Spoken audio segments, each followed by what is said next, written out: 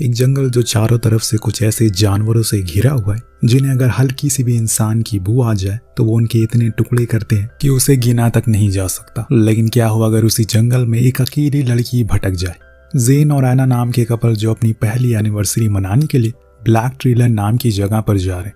ये प्लान असल में ज़ेन का है क्योंकि वो यहाँ पर सालों से आ रहा है। उसे ये जगह बेहद ही पसंद है और वो इसे अपनी होने वाली पत्नी एना को भी दिखाने लाया। पर रेंजर के पास जाने पर उसे पता लगा कि ये नेशनल पार्क आज बंद है, जिससे वो निराश हो जाता है। तो उसे ख्याल आता है कि एक और जगह भी है जहाँ से इस पार्क में दाखिल किया जा सकता है, जिस बारे में वो रेंजर से भी पूछता है। तो वो कहता है कि हाँ, तुम उस रास्ते से जा सकते हो, लेकिन अमूमन लोग उस रास्ते को इग्नोर करते हैं क्योंकि वो जंगल से होकर गुजरता है। लेकिन ज़ेन यहाँ बचपन से आता रहा है, उसके लिए कुछ नया नहीं है, तो मैप भी लेने से वो इनकार कर देता है क्योंकि इस जगह का चप्पा चप्पा अच्छे से उसे पता है। दोनों ही कार लेकर एक लेक किनारे पहुंचते हैं जिसे इन्हें कश्ती की मदद से पार करना है। उस पार इन्हें कैंपिंग करनी है, पर अभी भी एना अपने फ़ोन में ही लगी हुई है। इसीलिए ज़ेन उसे डांटता है, तुम यहाँ आकर भी फ़ोन यूज़ कर रही हो। जो सुन एना फ़ोन को अपने बैग में रख देती है और फिर दोनों ही कश्ती लेकर लेक में उतर जाते हैं। पर जब ये किनारे पर पहुँचते हैं तो बोट के बाहर निकलते समय ज़ेन के पैर में चोट लग जाती है, जिससे उसे काफ़ी दर्द भी होता है, लेकिन वो उस पर ज़्यादा ध्यान नहीं देता। इस बीच हम एना को देखते हैं जो अपने साथ इमरजेंसी किट भी लेकर आई है, जिसमें भालू को दूर करने वाला स्प्रे फ्लेयर है और कुछ खाने पीने का सामान भी है, क्योंकि उसे डर है कि इतना बड़ा जंगल है, ज़रूर कोई ना कोई जंगली जानवर तो आसपास होगा ही। दरअसल उसका यह पहली बारी है, इसीलिए उसके अंदर एक डर है। लेकिन जब उसने वहाँ कुछ और लोगों को भी देखा जो कि उन्हीं की तरह कैंपिंग करने आए हैं, तो उसे थोड़ा सुकून मिलता है, कम से कम और भी लोग हैं इधर। इसके बाद ये एक अच्छी जगह चूज करके वहाँ अपना कैंप लगा लेते। तब ज़ेन एना को बताता है कि यही पास में ही एक झील है, चलो वहाँ चलते नहाने के लिए। पर ज़ेन उसे आखिर में मना ही लेता है। फिर दोनों ही बेहद खुशी खुशी अपने इस वक्त में एंजॉय करते हैं। पर अब अंधेरा होने लगा था, इन्हें आग जलानी है, इसीलिए अब ज़ेन लकड़ियाँ इकट्ठा करके जंगल चला जाता है और एना को वहीं बैठने को कहता है। अब जब वो लकड़ियाँ वापस लाया तो देखा कि वहाँ एना एक अनजान आदमी से बात कर रही है जिसके पास ढेर सारी मछलियाँ हैं। वो ज़ेन को देखकर अपना नाम ब्रैड बताता है और कहता है कि वो यहाँ पर कैंपिंग कर रहे लोगों की मदद करता है। पर अब वो जा रहा था, लेकिन एना उसे ये कहकर रोक लेती है कि अगर तुम चाहो तो यहीं रुककर रात हमारे साथ खाना खा सकते हो। अब वो मान गया, लेकिन ज़ेन को उसकी ये बात पसंद नहीं आती, इसीलिए वो चुपचाप कैंप में चला गया। तो एना भी उसके पीछे पीछे गई और पूछा कि क्या हुआ तुम्हें। तो उसने कहा कि तुम्हें ऐसे अजनबी पर यकीन नहीं करना चाहिए। मैंने ये कैंपिंग सिर्फ हम दोनों के लिए रखी थी ताकि हम साथ में कुछ समय बिता सकें। एना को भी उसकी बात कहीं ना कहीं ठीक लग रही थी। इतने में उन्होंने देखा कि ब्रैड वहां से जा रहा है, तो इन्होंने उसे रोक लिया क्योंकि अब उसका जाना ठीक नहीं। इसीलिए ज़ेन उसके साथ ही खाना बनाया और फिर तीनों ने रात में साथ मिलकर खाना खाया। लेकिन जैसे जैसे करके समय बीत रहा है, ब्रैड की बातें और उसकी हरकतें कुछ अजीब सी होती जा रही है। जैसे वो उन दोनों के फिजिकल रिलेशन के बारे में कुछ अतरंगी सवाल करता है, देन उन्हीं के सामने ही टॉयलेट करता है। इन सब करने के बाद भी जब उसका मन नहीं भरा तो उसने ड्रिंक करना शुरू कर दिया। अब खाना खत्म होने के बाद वो वहाँ से जाने लगता है, लेकिन जाते टाइम वो ज़ेन को जानबूझकर चिढ़ाने के लिए उससे एक सवाल करता है कि जब मैं शाम में यहाँ आया तो तुम अपनी पत्नी से नाराज़ क्यों हो गए।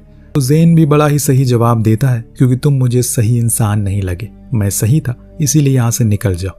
अब ब्रैड को जवाब नहीं देता, लेकिन उसके जाने के बाद पूरी रात वो परेशान ही था, कहीं वो दोबारा ना आ जाए उन्हें तंग करने के लिए। लेकिन एना उसे शांत करती है और सोने को कहती है, क्योंकि उन्हें लंबी ट्रक भी तो करनी है सुबह सुबह होने पर ये लोग अपनी ट्रक शुरू करते हैं। दरअसल इन्हें आज उस वाटरफॉल तक जाना है जो बेहद खूबसूरत है। वो असल में ज़ेन ने एक सरप्राइज भी रखा है एना के लिए, लेकिन ये क्या, बीच रास्ते में ज़ेन को कुछ बड़े बड़े फुटप्रिंट मिलते हैं जो किस चीज़ के हैं उसे कोई आइडिया नहीं, लेकिन वो इस बारे में एना को कुछ बताता नहीं। वेल, कुछ दूर जाने के बाद ज़ेन अपने रास्ता बदल लेता है, जिससे कि ये जंगल के और भी अंदर जाते, यानी कि और भी गहराई में, जो शायद शॉर्टकट हो सकता है। अब ये तो ज़ेन ही जाने, लेकिन फिलहाल अब अंधेरा होने लगा है, इसीलिए ये लोग वहीं कैंप लगाते हैं। उस दौरान ज़ेन नोटिस करता है कि जो चोट उसके पैर में लगी है वो अब और दर्द भरी हो गई। एना उस पर मरहम पट्टी करती है, दिन दोनों सोने चले जाते। पर दोस्तों, आज की रात एना को ऐसा महसूस होता है जैसे कोई उनके कैंप में झांक रहा हो। उससे तो ये सब ब्रैड की हरकतें लगती है, लेकिन ज़ेन समझाता है कि ऐसा कुछ नहीं, ये बस हवा के कारण पत्ते गिर रहे हैं, तुम सो जाओ। सुबह होने पर ज़ेन की बात ठीक भी थी, क्योंकि इन्हें कैंप के सामने एक पेड़ की टहनी टूटी गिरी मिलती है, जो तूफान के कारण गिरी होगी या फिर कुछ और बात हो सकती है। आपको क्या लगता है? अब दोनों फिर से चलना शुरू करते हैं, लेकिन आज शुरुआती ही कुछ समय में आना को कुछ ऐसा दिखता है जो बेहद ही डरावना था। दरअसल वहां एक हिरन की लाश थी जिसके बड़ी बेरहमी से खाया गया था। जो देख वो काफी डर जाती है, लेकिन जैन उसे समझाता है ये जंगल है, यहाँ ये सब आम बात है, इसीलिए चलो हमें देर हो रही है। बीच सफर में जैन उसे कुछ बेरीज दिखाता है जो कि वो बचपन में खाया करता था। अब वो उसे आना को भी देता है खाने को, जिसके बाद ये लोग फाइनली उस जगह पर पहुंच जाते हैं जिसके लिए 2 दिन से चल रहे थे। पर ये क्या दोस्तों, यहाँ तो ना ही वाटरफॉल है ना ही लेक है। जो देख जैन भी हैरान था कि ऐसा कैसे हो सकता है। तब एना पूछती है कि तुम यहाँ आखिरी बार कब आए थे? उसने बताया कि स्कूल टाइम में। जी हाँ दोस्तों, आपने सही सोचा, जैन रास्ता भटक चुका है और ये बात इन्हें समझने में ज्यादा देर नहीं लगती। इनके पास तो कोई नक्शा भी नहीं है जिससे कि ये बाहर जा सके, क्योंकि जैन को चप्पा चप्पा पता था। यही वजह है कि उसने कॉन्फिडेंटली कहा कि उसे रेंजर से मैप नहीं लेना, लेकिन अब उसे सबसे ज्यादा सिर्फ एक ही चीज की नीड है, वो है मैप। इतने में आना अपना बैग चेक करती है ताकि वो किसी को कॉल लगा सके, लेकिन ये क्या, उसका फोन तो वहाँ है ही नहीं। जो देख जैन ने कहा कि उसका फोन उसने कार में रख दिया, क्योंकि वो नहीं चाहता कि वो यहाँ पर भी आकर अपना फोन इस्तेमाल करे।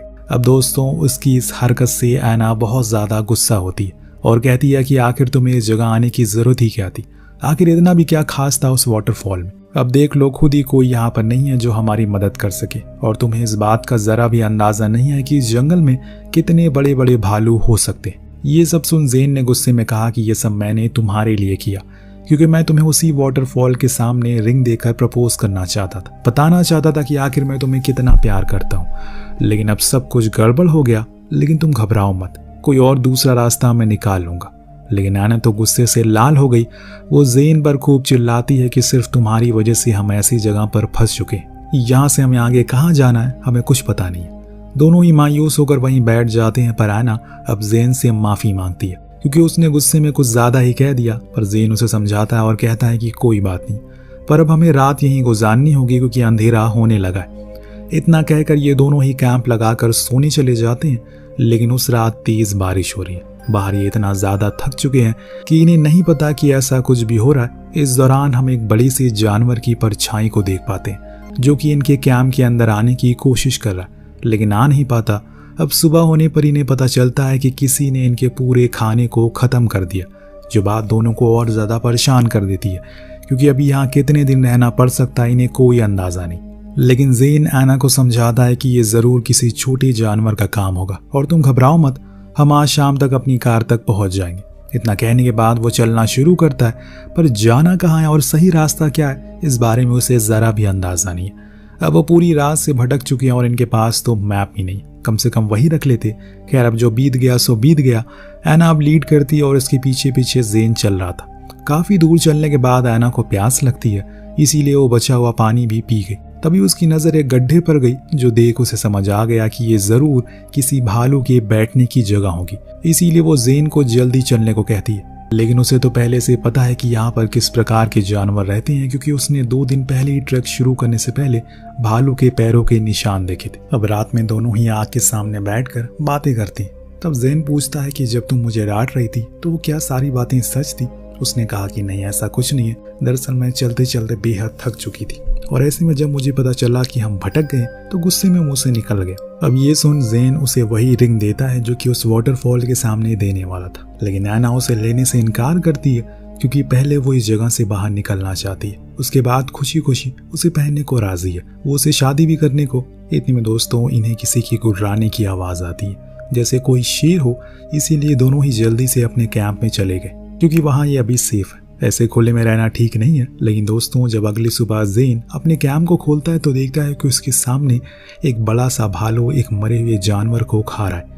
अगर आसान भाषा में कहें तो वो नाश्ता कर रहा है। जो देख जैन एना को इशारा करके जगाता है, कोई भी हलचल ना करने को कहता है, क्योंकि अगर उसे पता चला कि कोई अंदर है तो इनकी खैर नहीं।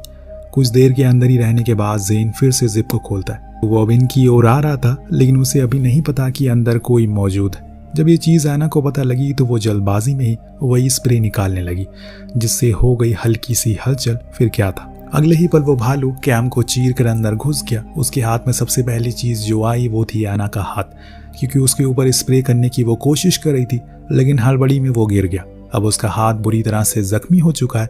तो यहाँ ज़ेन अपनी गर्लफ्रेंड को बचाने के लिए खुद उसके सामने आ जाता है, उसे लड़ने की कोशिश करता है। लेकिन एक 400 किलो के भालू से कोई 50 किलो का आदमी कैसे लड़ सकता है। यहाँ होता भी कुछ ऐसे ही, वो भालू ज़ेन के पैर को बुरी तरह जख्मी कर देता है। लेकिन इसी मौके का फ़ायदा उठाकर ऐना उसके ऊपर वो स्प्रे कर देती है, जिससे वो वहाँ से भाग जाता है।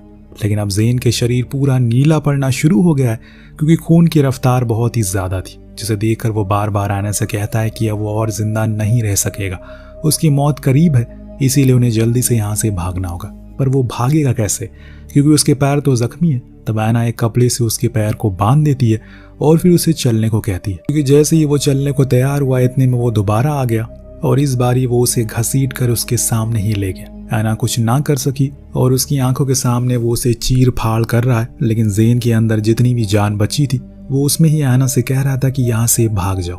इतनी जल्दी इतना सब कुछ हो गया, ऐना को समझ नहीं आ रहा है कि वो अब क्या करे। इन्होंने तो इस कैंपिंग को कुछ और ही तरीके से करने का सोचा था, लेकिन ये सब क्या हो गया। ऐना बड़ी देर सोचने के बाद उस रिंग को लेकर बाहर आती है। तब उसकी नज़र उसी भालू पर पड़ती है जो ज़ेन को बड़ी ही बेरहमी से खा रहा था, लेकिन उसे उसकी कुर्बानी बर्बाद होने नहीं देनी। वो वहाँ से भागती है और तब तक भागती रहती है जब तक उसके अंदर जान है। लेकिन तभी उसका पैर एक टूटे हुए पेड़ से टकराता है, जिससे गिरकर ये वहीं बेहोश हो गई। जब होश आया तो सबसे पहले उसे रिंग को पहना और फिर मदद के लिए गुहार लगाई। लेकिन अफसोस कि आसपास कोई नहीं है जो उसकी मदद कर सके। आज उसने खुद ही अपने हाथों से अपनी किस्मत की लकीर को खींचना है। और फिर से ऐना को गुर्राने की आवाज़ सुनाई देती है। वो फौरन एक पेड़ पर चढ़ गई, आज की रात वहीं गुजारी, क्योंकि उसने पढ़ा था कि भालू पेड़ पर नहीं चढ़ पाते अपने वजन के कारण। अगली सुबह उसकी नींद हेलीकॉप्टर की आवाज़ से खुलती है, पर अफसोस कि जब वो कुछ कर पाती तब तक वो जा चुका था। ऐसा नहीं है कि उसने कोशिश नहीं की, उसने कई सारी कोशिशें करी चीखने की, चिल्लाने की, लेकिन इतने नीचे से पुकारने पर हेलीकॉप्टर में बैठा शख्स उसकी आवाज़ सुन नहीं पाता। इसीलिए ऐना वहाँ से आगे बढ़ती है। कुछ दूर जाने पर उसे कुछ साफ पानी का स्रोत दिखता है।